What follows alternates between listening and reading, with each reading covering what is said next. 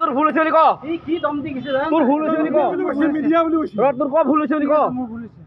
তই এতে ৰাখিছ দাদাগিৰি ৰাখিছ নে ক মই আপোনাক কৈ কৈছো না গাড়ীখন ৰাখিছো বুলি ইয়াতে আকৌ তই এইটো মিছা কথা কৈ আছ আপুনি কৈছে ঠিক আছে তোক মই ৰাখিব না কৈছো এটা গাড়ী ওলাব তই কি কৈছ এতে গাড়ী ক'ত ওলাব বন্ধু মৃণাল কুদ্দুছ ডাঙৰীয়াক আমি দেখিলোঁ যে কালি এগৰাকী বিধায়ক ৰেকিবুদ্দিন আহমেদ তেখেতৰ গাড়ী চালক আৰু তেখেতৰ কিছু লোকে আক্ৰমণ কৰিছিলে আৰু এই আক্ৰমণক আমি গৰিহণা জনাইছোঁ আৰু ধিক্কাৰ দিছোঁ যে সাংবাদিক আপোনালোকে জানে যে সাংবাদিক হ'ল গণতন্ত্ৰৰ চতুৰ্থ স্তম্ভ আৰু সাংবাদিকসকলে তেওঁলোকে যিদৰে ওলাই যায় কাম কৰে নিৰ্ভৰযোগ্য বাতৰি পৰিৱেশন কৰে আৰু তেখেতলোকক সুৰক্ষা দিয়াটো উচিত আৰু তেওঁলোকক যেতিয়া ক্ষমতাত থকা কিছু লোকে এইদৰে আক্ৰমণ কৰে এয়া চিন্তনীয় বিষয় আৰু মৃণাল কুদ্দুছ ডাঙৰীয়াক ৰেকিবুদ্দিন আহমেদ ডাঙৰীয়াক গাড়ী চালকে যেনেদৰে আক্ৰমণ কৰিছে সেই আক্ৰমণক আমি গৰিহণা দিছোঁ আৰু অতি সোনকালে বিধায়ক ডাঙৰীয়াৰ ঘৰৰ যি CCTV ফুটেজ আছে সেইবোৰ উলিয়াব লাগে আৰক্ষীক দিব লাগে আৰু উচিত তদন্ত কৰি দোষীক উচিত শাস্তি দিব লাগে এইটো আমি দাবী জনাইছোঁ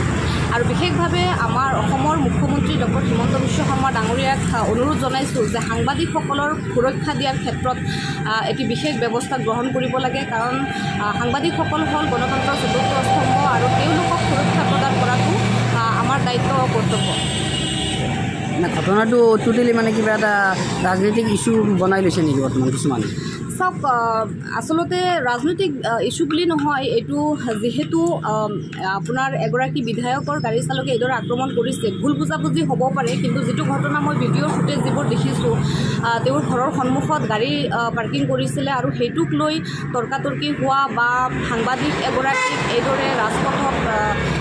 গণপ্ৰহাৰৰ দৰে ঘটনা হৈছে মুভ লিঞ্চিঙৰ দৰে ঘটনা হৈছে যে তেখেতক আক্ৰমণ কৰিছে ভুল বুজাবুজি হ'লে সেইটো আলোচনাৰ মাধ্যমত সমাধান হ'ব লাগিছিলে কিন্তু সেই বিষয়টো ডাঙৰ কৰি পিনে তেওঁক এইদৰে ৰাজপথত আক্ৰমণ কৰাৰ ঘটনাটো আমি কোনেও মানি ল'ব নোৱাৰোঁ এই ক্ষেত্ৰত উচিত তদন্ত কৰি দোষীক উচিত শাস্তি দিয়াটো উচিত তেওঁ বিধায়কৰ মানে গাড়ী চালক হিচাপে হাৰি যাবৰ কিবা মানে আছে নেকি চব ক্ষমতাত আছে বুলি বিধায়কৰ গাড়ী চালক বুলি যে তেখেত হাৰি যাব সেইটো হাৰি যাব দিব নালাগে কাৰণ ক্ষমতাত থকা লোকে সদায় এনেকুৱা ধৰণৰ কিছু ব্যৱস্থা গ্ৰহণ কৰাৰ কাৰণে চেষ্টা কৰে কিন্তু মই ভাবোঁ যে এই বিষয়টো যাতে গাপ দিব নোৱাৰে বা এই বিষয়টো যাতে ৰেকিবুদ্দিন আহমেদ ডাঙৰীয়াও এই বিষয়টোক আগুৱাই আহি পিনে তেওঁ CCTV ফুটেজ যিবোৰ আছে উলিয়াই দি পিনে এই দোষীগৰাকীক ওলাই আনি পিনে শাস্তি দিয়াৰ ব্যৱস্থাত তেওঁ সহায় কৰিব লাগে কাৰণ তেওঁ ক্ষমতাত আছে বুলি আজি তেওঁৰ আত্মীয় কোনোবাই এনেকুৱা ধৰণৰ ঘটনা কৰিব আৰু সেই বিষয়টো কোনেও মানি ল'ব নোৱাৰে কাৰণ ৰেকিবুদ্দিন আহমেদ ডাঙৰীয়াও বিগত সময়ছোৱাত আমি দেখিছোঁ তেখেতেও বলিষ্ঠ কণ্ঠৰে মাত মাতি থাকে ন্যায়ৰ হকে সদায় মাত মাতে গতিকে মই ভাবোঁ যে কংগ্ৰেছী নেতা হিচাপে তেখেতে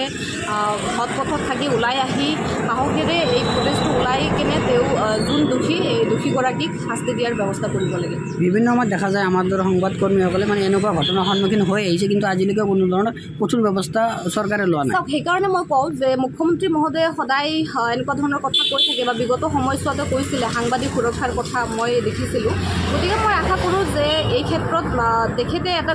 ব্যৱস্থা গ্ৰহণ কৰিব লাগে যে সাংবাদিকক কেনেদৰে সুৰক্ষা দিব কাৰণ আপোনালোকে জানে যে সাংবাদিক মহলে আপোনালোকে নিজেও কেতিয়াবা এনেকুৱা হয় যে কিছুমান ঠাইত য'ত আপোনালোকে বহুত ৰিস্ক লৈ যাব লগা হয় নিউজ কৰিব লগা হয় এই বিষয়ৰ যেতিয়া তদন্ত কৰি সঠিক তদন্তৰে যেতিয়া আপোনালোকে ডাটাসমূহ ওলাই আনিব যায় তেতিয়া বহুত নিজৰ প্ৰাণৰ প্ৰতিও মানে ৰিস্ক আহি যায় আৰু তথাপিতো আপোনালোকে সংবাদকৰ্মী হিচাপে সেনেকুৱা ধৰণৰ ঘটনা উলিয়াই আনে বা সত্যনিষ্ঠ বাতৰি পৰিৱেশন কৰে